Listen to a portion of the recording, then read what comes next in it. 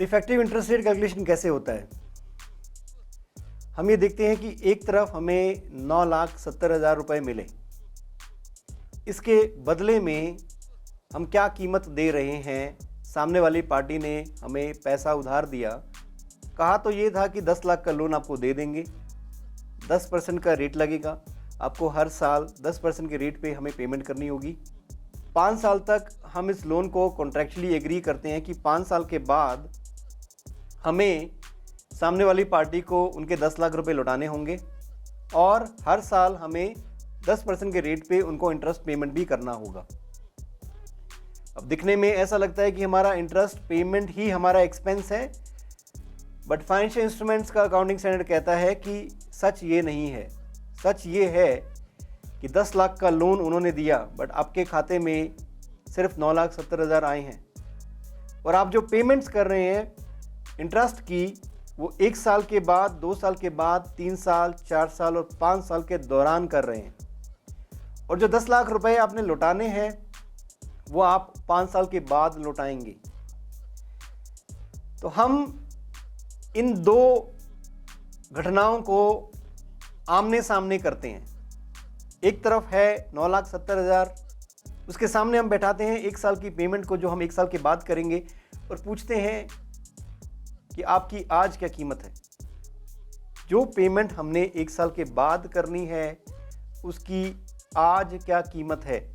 जो पेमेंट हमने 2 साल के बाद करनी है, 3 साल के बाद करनी है, 4 साल के बाद करनी है, हम 1 लाख का पेमेंट हर साल करेंगे और 5 साल के बाद हम 11 लाख की पेमेंट करेंगे, क्योंकि हमें 5वें साल के एंड में 1 लाख इंटरेस्ट का पेमेंट भी करना है और 10 लाख का प्रिंसिपल रीपेमेंट भी करना है। तो हम पूछते हैं इनसे कि आप बताइए मैं आपकी आज कीमत क्या मानूं। अगर मैं 10% के रेट पे डिस्काउंट करता हूं तो हो सकता है सही मायने में कीमत ना हो।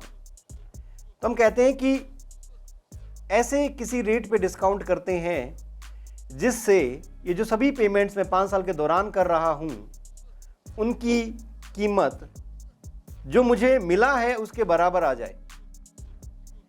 मतलब मुझे मिला है 9,70,000, मैं पेमेंट कर रहा हूं 5 साल के दौरान।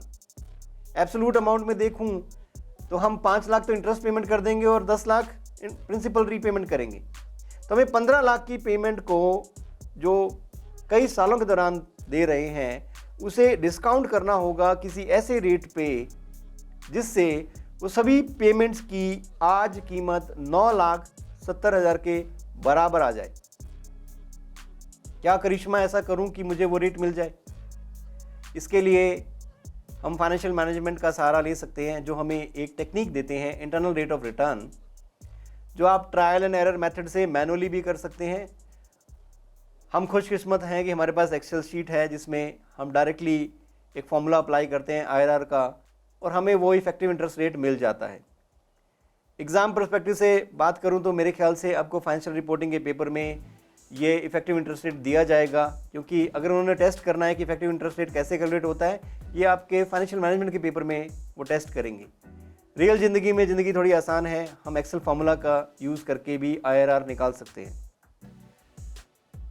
तो अगर मैं इन्हें आमने सामने बैठाऊं और internal rate of return calculate करूं तो 9,70,000 मुझे मिला। इसके बदले में हमने ये पेमेंट्स की 15 लाख की, जो कि इंस्टॉलमेंट्स में की 5 साल के दौरान। एब्सोल्यूट अमाउंट 15 लाख है, बट हम 1 साल के बाद, 2 साल के बाद, 3 साल के बाद ऐसे पेमेंट कर रहे हैं और 5वें साल हम 11 लाख की पेमेंट करते हैं। तो अगर मैं फॉर्मूला यूज़ करता हूँ इफेक्टिव इंटरेस्ट रेट का, IRR का फॉर्मूला लगाता हूँ, तो मुझे ये रेट मिलता है 10.8078% का। जानबूझ के मैंने कई डेसिमल प्लेसेस लिए ताकि आप ये ना कहें कि ये तो एग्जैक्टली डिस्काउंट तो नहीं हुआ। तो जानबूझ के मैंने रेट लिया है 10.8078% का। मुझे इंटरनल रेट ऑफ रिटर्न मिल गया है।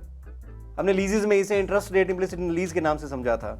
इसे इफेक्टिव इंटरेस्ट रेट बोला जाता है कि इफेक्टिवली क्या इंटरेस्ट हम बियर करने वाले हैं। फाइनेंशियल इंस्ट्रूमेंट्स का स्टैंडर्ड कहता है कि आपको अपनी बुक्स में इफेक्टिव इंटरेस्ट रेट पे ही एक्सपेंस रिकॉग्नाइज करना है और इफेक्टिव इंटरेस्ट रेट पे ही इनकम रिकॉग्नाइज करनी है। कूपन रेट का मायना नहीं है। कूपन रेट का मतलब सिर्फ कैश फ्लो स्टेटमेंट से है कि इतना पेमेंट हम हर साल करेंगे या इतनी पेमेंट हम रिसीव करेंगे ये इफेक्टिव इंटरेस्ट रेट का फॉर्मूला आपको फाइनेंशियल एसेट्स के लिए अमोर्टाइज्ड कॉस्ट अकाउंटिंग जब आप करते हैं तब इस्तेमाल करना है, और फाइनेंशियल लायबिलिटीज़ में अगर आप अमोर्टाइज्ड कॉस्ट अकाउंटिंग करते हैं तब आपको इसकी ज़रूरत पड़ेगी। लीजेस के स्टैंडर्ड में हम इसे इंटरेस्ट रेट इम्प्लिसिट इन लीज बोलते हैं, तब भी आपको ये जानने की ज़रूरत पड़ेगी कि क्या रेट पे हम ये लीज अरेंजमेंट में एंटर कर रहे हैं। यहाँ पे अगर मैं इसे डिस्काउंटिंग करूँ, अब 1 लाख रुपए हमें 1 साल बाद देने हैं, उसकी कीमत 10.8078% पे आज क्या होगी, तो 1 लाख रुपए 1 साल बाद जो हमें देने उसकी आज कीमत है 90,246। जो 1 लाख रुपए हमें 2 साल बाद देने उसकी आज कीमत है 81,444, और जो 1 लाख रुपए 3 साल बाद देने उसकी आज कीमत है 10.8078% के रेट पे 73,500। मैं डिस्काउंटिंग करता हूँ, एक फॉर्मूला यूज़ करता हूँ 1 divided by 1 plus R raised to power n।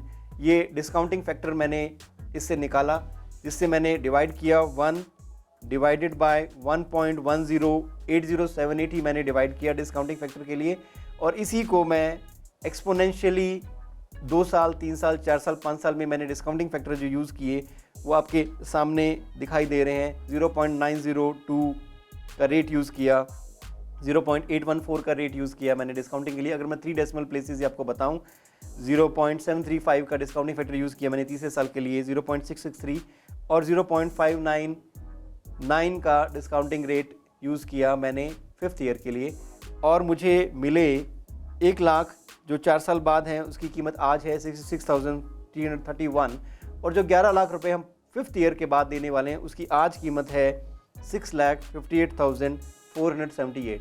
इनका अगर मैं टोटल करता हूं तो मुझे मिलता है 9,70,000। इसका मतलब मैं कामयाब हो चुका हूं ऐसे रेट पे डिस्काउंटिंग करने में जो 9,70,000 मुझे मिले हैं आज, और मैं इन सभी पेमेंट्स को डिस्काउंट करता हूं तो उनकी प्रेजेंट वैल्यू भी आज 9,70,000 आती है। इसका मतलब मैं ये कह सकता हूं कि मुझे मिले 9,70,000, बदले में भी मैंने आज की कीमत में 9,70,000 दिए। किस रेट पे डिस्काउंटिंग किया जिससे नेट प्रेजेंट वैल्यू 0 आया, उस रेट को हम इफेक्टिव इंटरेस्ट रेट कहते हैं। इसी रेट को हमें यूज़ करना होगा इंटरेस्ट इनकम और इंटरेस्ट एक्सपेंसेस रिकॉग्नाइज करने के लिए।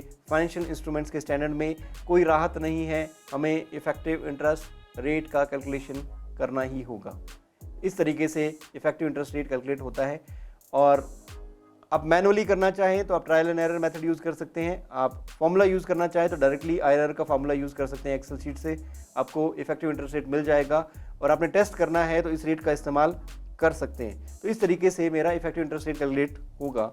अगर आपने टेस्ट करना है तो आप टेस्ट भी कर सकते हैं। आपकी जो ओपनिंग लायबिलिटी होगी वो 9,70,000 है। इसके ऊपर आप इंटरेस्ट रेट एक्सपेंस चार्ज करेंगे, वो चार्ज करेंगे 10.8078% के ऊपर इंटरेस्ट चार्ज करेंगे। आप पेमेंट करेंगे 1 साल के बाद 1 लाख का, तो जो बैलेंस आएगा वो आपका अमोर्टाइज्ड कॉस्ट बैलेंस होगा। तो अगर आपने टेस्ट करना है कि क्या सही मायने में ये इफेक्टिव इंटरेस्ट रेट है, तो अमोर्टाइज्ड कॉस्ट अकाउंटिंग में ये जब सेटल होगा ये लोन तो ये 0 हो जाना चाहिए। और यही अगर हमारा फाइनेंशियल एसेट है, जब हमें रिसीव हो जाएगा ये लोन टर्म के पीरियड के एंड में सारी पेमेंट्स इंटरेस्ट की या जो भी प्रिंसिपल रीपेमेंट सामने वाली पार्टी कर देगी, तो इसका बैलेंस नील होना चाहिए जब ये मैच्योर हो जाता है। तो हम इनिशियली मेजर करेंगे 9,70,000 पे। इसके ऊपर इंटरेस्ट अगर चार्ज करते हैं तो 10.8078% का इंटरेस्ट लगेगा, जो कि आता है 104,836। अब आप देखेंगे कि हम हर साल पेमेंट कर रहे हैं 1 लाख की, बट हम जो इंटरेस्ट रिकॉर्ड करेंगे PNL में वो 1 लाख से थोड़ा सा ज़्यादा है। तो 1 साल के बाद जो हमारा लायबिलिटी बैलेंस है वो होगा 974836। इसे हम अमोर्टाइज्ड कॉस्ट अकाउंटिंग कहते हैं। और ये अमोर्टाइज्ड कॉस्ट बैलेंस है मेरा, जिसमें मैंने इंटरेस्ट ऐड किया और पेमेंट माइनस करने के बाद जो बैलेंस बचता है उसे मैं प्रेडिक्ट कर सकता हूँ। ये मेरा solely payment of principal and interest है कि मैं जो पेमेंट कर रहा हूँ उसमें मैं कुछ इंटरेस्ट कंपोनेंट पे कर रहा हूँ और कुछ मैं प्रिंसिपल रीपेमेंट भी कर रहा हूँ। तो इसमें देखा जाए तो प्रिंसिपल रीपेमेंट क्या है, हम ब्याज भी पूरा नहीं दे पाए। हमारा ब्याज ही बनता है 1,04,000 से थोड़ा सा ऊपर, हमने सिर्फ 1 लाख का पेमेंट किया, तो हमारी जो लायबिलिटी है थोड़ी बढ़ चुकी है। 9,70,000 की बजाय हमें अपनी बुक्स में लायबिलिटी में रिकॉर्ड करना है 9,74,836। एक बार के लिए तो लगेगा कि ये क्या हुआ, हमने तो 1 लाख रुपए दे भी दिए, फिर भी मेरा बैलेंस फिर भी ज़्यादा दिखाई दे रहा है। जो मैंने लिया है उससे पेमेंट करने के बाद भी थका सा महसूस करवा रहे हैं ये तो कि आपका लोन अब है 9,74,000, ऐसा महसूस होगा। कोई लोन लेके देखिएगा, बैंक वाले भी आपको बताएंगे कूपन रेट कि 10% का ब्याज है जी, और जब आपको स्टेटमेंट आएगी आपके EMI पेमेंट्स की, वो आएगी इफेक्टिव इंटरेस्ट रेट लग के, और वो इफेक्टिव इंटरेस्ट रेट आपको पूरे टर्म का बताया जाएगा। और ख़ास बात उसमें ये होगी कि शुरुआती सालों में आपसे ज़्यादा ब्याज ले लेंगे वो।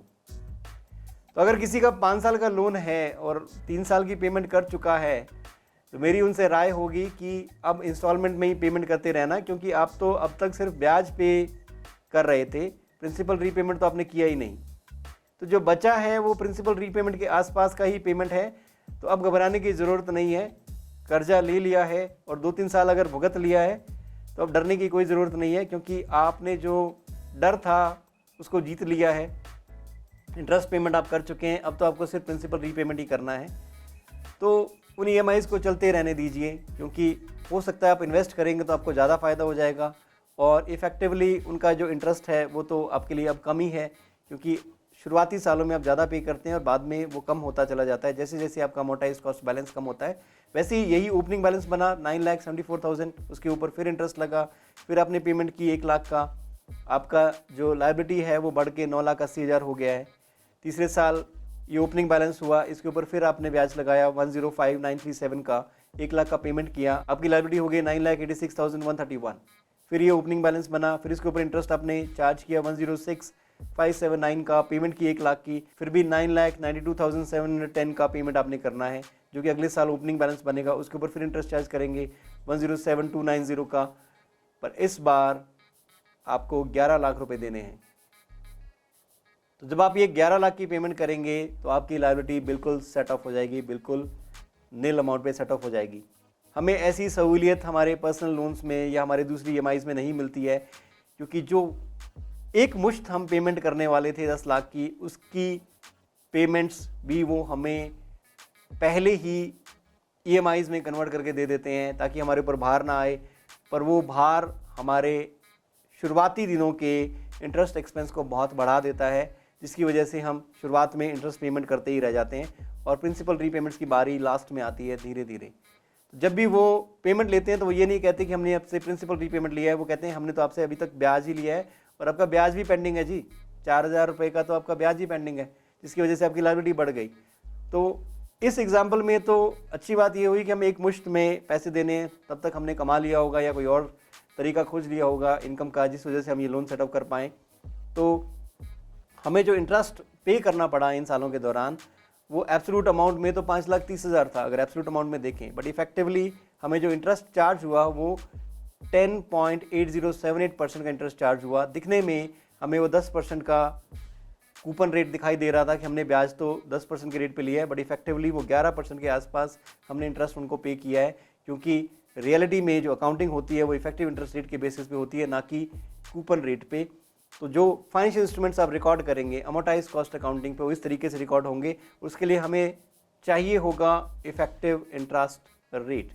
बहुत उम्मीद करता हूँ बहुत भारी भरकम, हालांकि ऐसे शब्द मुझे सूट नहीं करते हैं, मेरे लिए कुछ भी भारी भरकम नहीं है, ना मैं चाहता हूँ कि दुनिया इसको भारी भरकम या मुश्किल समझे।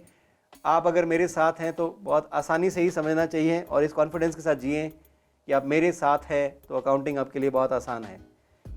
इसमें कुछ भी मुश्किल नहीं है, ऐसी कोई चीज़ नहीं है दुनिया में जो हम बता नहीं सकते हैं, इसके बारे में हम आपको क्लैरिटी नहीं दे सकते हैं, क्योंकि अल्टीमेटली जो भी इजाद किया गया है वो अल्टीमेटली जो भी इजाद हुआ है, जो भी अकाउंटिंग होती है किसी इंसान ने की होगी, पर हम भी एक इंसान हैं, हम में भी वो सारी खूबियाँ हैं जो उसमें होंगी। और अच्छी बात यह है वो तो हमें बता रहा है, वो तो हमें कह रहा है कि इस तरीके से फाइनेंशियल एसेट रिकॉग्नाइज कर दो, इस तरीके से फाइनेंशियल लायबिलिटी रिकॉग्नाइज कर दो, हमारी ज़िंदगी तो बहुत आसान है, इसमें क्या मुश्किल है। क्यों छोटी ज़िंदगी जिए, क्यों ऐसा समझे बार बार कि ये तो मेरे लिए मुश्किल है। अरे आपने इजाद थोड़ी ना करना है, जिसने इजाद करना था वो कर चुका है, जिसने फाइनेंशियल इंस्ट्रूमेंट का स्टैंडर्ड लिखना था उसकी रातों की नींद उड़ी होगी। आपके लिए क्या मुश्किल है, आपने उसका लिखा हुआ पढ़ना है, समझना है कि क्या कहना चाहते हो भाई, बता दो, हम उस तरीके से अकाउंटिंग कर लेते हैं।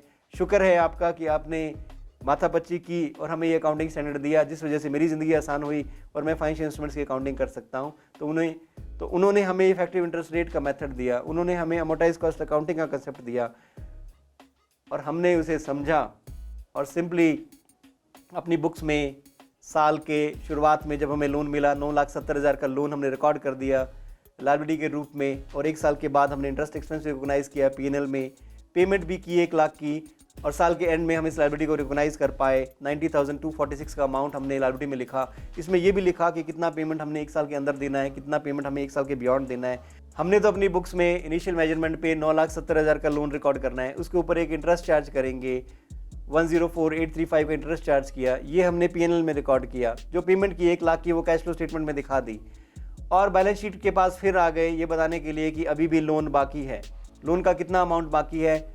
लोन का अमाउंट बाकी है 9,74,835। तो किसी ने कहा कि क्या ये पेमेंट आप इमीडिएटली करने वाले हैं? तो हमने कहा नहीं, इसमें से कुछ हिस्सा हम 1 साल के अंदर पे करेंगे और कुछ हिस्सा हम 1 साल के बियॉन्ड पे करेंगे। तो हमें एक करंट नॉन करंट डिस्टिंक्शन भी करना होगा, कितना हिस्सा हम 1 साल के अंदर पे करेंगे। हम अगले साल का लायबिलिटी बैलेंस देखेंगे, वो है 9,80,193। इस साल का लायबिलिटी बैलेंस है 9,74,836। इसका मतलब अगले साल के एंड में भी अगर हमारी लायबिलिटी 9,80,193 रहने वाली है, इसका मतलब जो डिफरेंस है वो हम 1 साल के भीतर पे करेंगे। हम तकरीबन 5,358 का अमाउंट 1 साल के अंदर पे करेंगे। तो हम इसे बताएंगे कि ये मेरा करंट लायबिलिटी है, और जो बाकी का बैलेंस है मेरे टोटल बैलेंस में से 9,74,836 में से बाकी का बैलेंस मेरा नॉन करंट लायबिलिटी होगा। इसे मैं बैलेंस शीट में दिखा दूंगा। हाँ, इतनी सी ही बात है फाइनेंशियल इंस्ट्रूमेंट को समझना या इफेक्टिव इंटरेस्ट रेट को समझना।